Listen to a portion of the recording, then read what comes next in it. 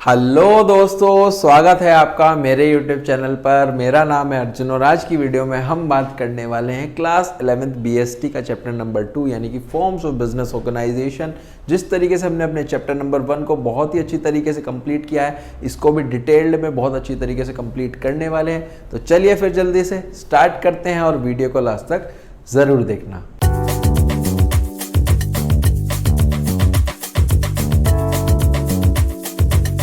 देखो बेटा, चैप्टर हमारे पास स्टार्ट होता है बेसिकली कि कितने तरीके की बिजनेस ऑर्गेनाइजेशंस हमारे पास हो सकती है। सबसे पहला आ जाता है बेटा सोल प्रोप्राइटर। सोल प्रोप्राइटर आज की वीडियो में मेनली हम डिस्कस करने वाले हैं कि बेसिकली एक ही सिंगल ओनर है, वही सब कुछ बिजनेस में करता है। फिर है पार्टनरशिप के दो या दो से ज़्यादा लोग मिलकर के जब भी बिजनेस करते हैं तो पार्टनरशिप का बिजनेस कहलाता है। फिर है जॉइंट हिंदू फैमिली बिजनेस। इसका मतलब क्या होता है कि बेसिकली अगर आपका बिजनेस है तो हिंदू अनडिवाइडेड फैमिली यानी कि बेटा बेसिकली आगे जो जनरेशन हैं वो बेसिकली बिजनेस को कंटिन्यू करती है। ये बेसिकली सारे के सारे बिजनेस हमारे पास ऑर्गेनाइजेशन के फॉर्म से जॉइंट स्टॉक कंपनी है, कंपनी का आर्टिफिशियल पर्सन है जिसका परपेचुअल सक्सेशन होता है। ये सब चीज़ें हम बहुत ही अच्छी तरीके से डिटेल में पढ़ने वाले हैं। अभी आप समझो, सबसे पहले आज जो हम समझने वाले हैं वो है बेटा सोल प्रोप्राइटरशिप। क्या है? Sole proprietorship. देखो, सोल प्रोप्राइटरशिप एक बिजनेस का फॉर्म है, ठीक है। उससे पहले समझो सोल प्रोप्राइटर क्या होता है। सोल प्रोप्राइटर दो शब्दों से मिलकर के बना है, एक है सोल, एक है प्रोप्राइटर। सोल का मतलब होता है ओनली यानी कि सिंगल, प्रोप्राइटर का मतलब होता है ओनर यानी कि मालिक, यानी कि एक मालिक।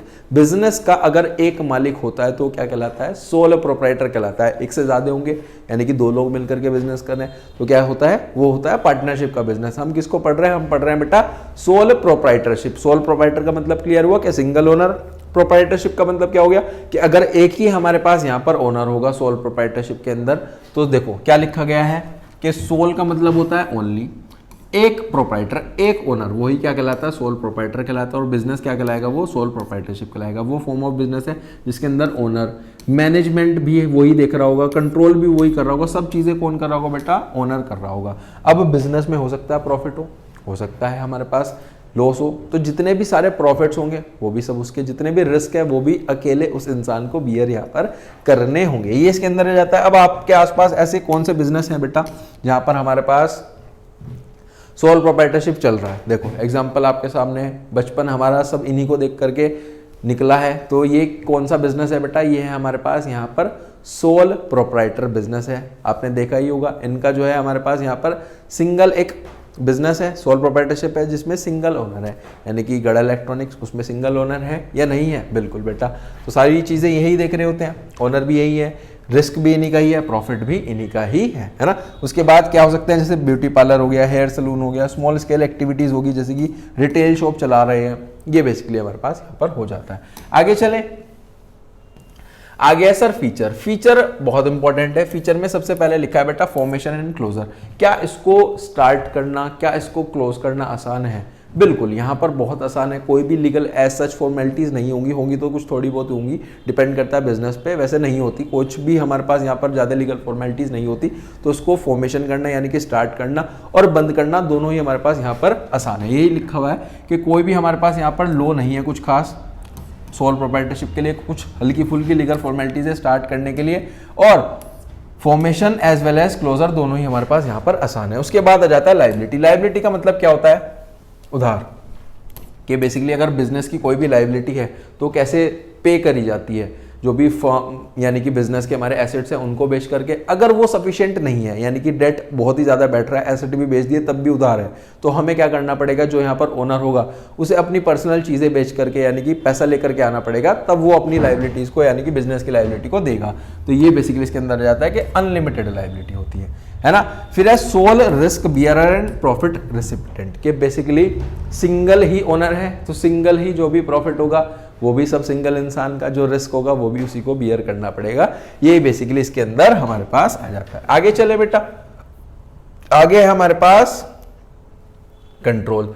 कि जो कंट्रोल होगा सारे डिसीजंस में, सब चीजों में, वो बेसिकली किसका होगा? सोल प्रोप्राइटर यानी कि एक ही ओनर है तो उसी क्या होगा, वही सब कुछ प्लान करेगा, ठीक है। यही इसके अंदर हमारे पास आ जाता है। फिर है बेटा next point, no separate entity. कि बेटा यहां पर लिखा गया है कि लो की नज़रों में कोई भी डिस्टिंक्शन नहीं है, सोल ट्रेडर के बीच में कोई भी डिस्टिंक्शन नहीं है, सोल ट्रेडर और बिजनेस के बीच में, मतलब वो दोनों सेपरेट नहीं है कि जो हमारे पास आइडेंटिटी है वो बिजनेस से हमारे पास ओनर से सेपरेट नहीं है। इसका मतलब क्या हो गया कि सब कुछ चीज़ों के लिए रिस्पॉन्सिबल कौन है, सिर्फ और सिर्फ हमारे पास ओनर ही रिस्पॉन्सिबल है। फिर है लैक ऑफ बिजनेस कॉन्टिन्यूटी। मुझे एक बात बताओ, सोल प्रोप्राइटर एक ही मालिक है, वो किसी भी कारण से जेल चला गया, वो बैंकरप्ट हो गया, उसकी डेथ हो गई, कुछ भी चीज़ हो गई, तो बिजनेस तो बेटा गया, है ना। पार्टनरशिप में क्या होता है, पार्टनरशिप में कोई और बिजनेस हो सकता है, आपका जो पार्टनर है वो मिल करके चला ले।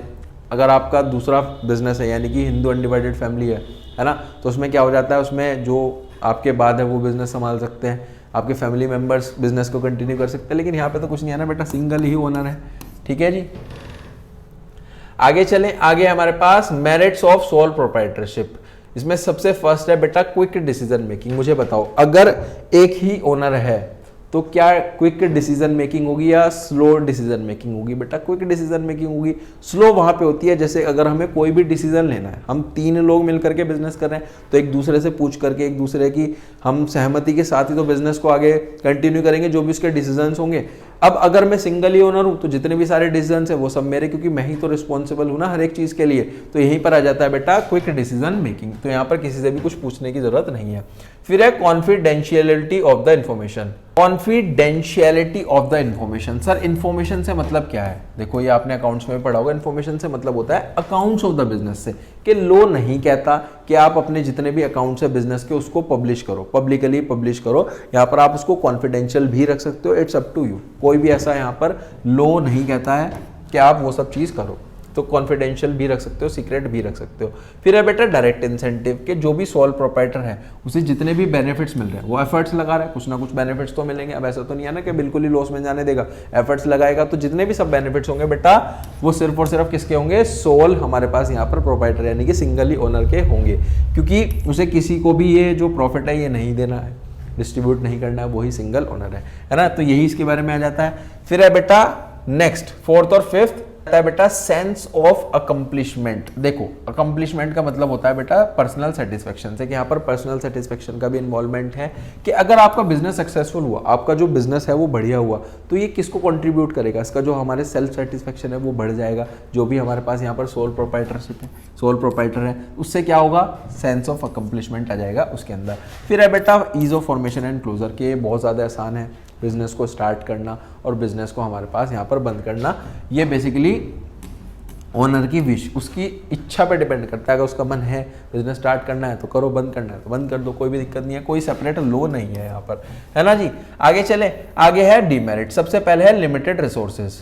इसके अंदर रहता है बेटा जो भी रिसोर्सेज हैं, जो भी सोल प्रोप्राइटर की रिसोर्सेज हैं वो बेसिकली कौन होंगी? लिमिटेड होंगी। क्यों? क्योंकि वही सब चीज़ें लगा रहा है। अब जब वो लिमिटेड है तो कैसे वो इस्तेमाल करेगा बेटा? पर्सनल सेविंग और या फिर बोरोइंग करके, जो भी पर्सनल सेविंग होगी उनसे करेगा या फिर बोरोइंग करेगा। अब बोरोइंग भी उसे ज़्यादा नहीं कर सकता। बोरोइंग का मतलब होता है मेनली लोन लेना, साफ साफ शब्दों में कहूँ। अगर वो किसी के भी पास लोन लेने गया, वो लोन दे देगा उसको ऐसे ही? नहीं। अगर उसे लॉन्ग टर्म बड़े ज़्यादा लोन चाहिए, अगर आगे फ्यूचर में अपने बिजनेस को बड़ा करना है तो लोन चाहिए, ज़्यादा लोन चाहिए, तो लोन कोई भी ऐसे दे देता है? नहीं देता है बेटा। कुछ ना कुछ आपको वहाँ पर लोन के फॉर्म में क्या रखनी होती है? कुछ ना कुछ कोलेटरल सिक्योरिटी रखनी होती है। तो वो तो नहीं होंगी इसके पास कुछ खास ज़्यादा, तो उसकी ग्रोथ भी नहीं हो सकती, साइज नहीं बढ़ सकता, है ना। फिर उसके बाद है बेटा लिमिटेड लाइफ ऑफ बिजनेस, के बिजनेस की बहुत लिमिटेड लाइफ है। आपका एक बिजनेस है, आप ही अकेले ओनर हो, है ना। अब आपका बिजनेस, आपको जेल होगी, अब उसके बाद कौन संभालेगा बिजनेस? नहीं हो सकता बेटा। ओनर तो आप ही हो ना, सिंगल। आपका बंद हो जाएगा, डेथ हो गई, फिर उसके बाद इंसैनिटी हो गई, कोई भी फिजिकल एलिमेंट हो गया, आप बैंकरप्ट हो गए, तो बिजनेस तो ताला लग जाएगा आपकी दुकान पे। ठीक है जी। आगे चलते हैं, 2 पॉइंट और है बेटा, अनलिमिटेड लायबिलिटी और लिमिटेड मैनेजरियल एबिलिटी, जिसमें सबसे फर्स्ट है बेटा अनलिमिटेड लायबिलिटी। इसका मतलब क्या होता है? देखो ये तो अभी हमने पढ़ा कि जितने भी बिजनेस के डेट्स है वो कैसे दिए जाएंगे? एसेट्स बेच करके, उसके बाद भी रह जाते हैं। तो जितने भी हमारे पास यहाँ पर पर्सनल सब चीज़ें हैं वो खुद पैसा लेकर के आएगा ओनर डेट्स को देने के लिए। तो एक पुअर यहाँ पर डिसीजंस काफ़ी कुछ ज़्यादा फाइनेंशियली बर्डन डाल सकता है ओनर के ऊपर। ये इसके अंदर हमारे पास आ जाता है कि एक पुअर डिसीजन अनफेवरेबल सर्कमस्टांसेस बना देता है, बर्डन डाल देता है ओनर पे। फिर है बेटा limited meningeal ability, limited meningeal ability. इसका मतलब क्या है कि ओनर को खुद से बेटा जिम्मेदारी लेनी होती है, क्योंकि वही सब चीज़ें देख रहा है मैनेजियल लेवल पे। वो क्या आ जाता है, परचेज है, सेल्स है, फाइनेंस है। अब एक ही इंसान के अंदर इतनी सारी एबिलिटीज़ तो होना बहुत ही ज़्यादा मुश्किल है कि वो बिजनेस भी चला ले, ये सब चीज़ें भी देख ले। जो आगे ग्रो नहीं कर पाता, ग्रो कब कर पाएगा, जब उसके अंदर ये एबिलिटी होंगी तभी तो बिजनेस आगे ग्रो कर पाएगा, वरना नॉर्मल तो सब चीज़ें चल ही रही हैं, है ना। तो डिसीजन मेकिंग को बैलेंस करना इन्हीं सब केसेस में ये भी एक इंपॉर्टेंट चीज़ है। हमारी रिसोर्सेज है वो भी बेटा लिमिटेड है, तो सोल प्रोप्राइटर वैसे भी किसी को नहीं रख पाता, है ना। जितने भी टैलेंटेड लोग होंगे, जितने भी हमारे पास बढ़िया लोग होंगे, उनको हम रिटेन नहीं कर सकते, नहीं रख पाएंगे। तो यही बेसिकली हमारे पास यहाँ पर बन जाता है। इसके हमने डीमेरिट्स भी कर लिए बेटा, मेरिट्स भी कर लिए, और यहीं पर हमारा आज का जो टॉपिक है वो समाप्त हो जाता है। इसके बाद आगे पार्टनरशिप है, जॉइंट स्टॉक कंपनी है, वो सब चीज़ें फॉर्म ऑफ ऑर्गेनाइजेशंस में आपके लिए पार्ट लेकर के आऊँगा, उसमें वो सारी चीज़ें हम कंटिन्यू करेंगे। तो आई होप आपको काफ़ी सारी चीज़ें अच्छे से समझ में आई होगी। चैनल पे फर्स्ट टाइम आए हो तो चैनल को ज़्यादा से ज़्यादा सब्सक्राइब कर सकते हो। ये बेटा मेरी डिटेल्स भी गिवन है, अगर आपको कोई भी डाउट आता है तो कमेंट सेक्शन में आप मुझसे पूछ सकते हो। मिलते हैं नेक्स्ट वीडियो में, टिल देन।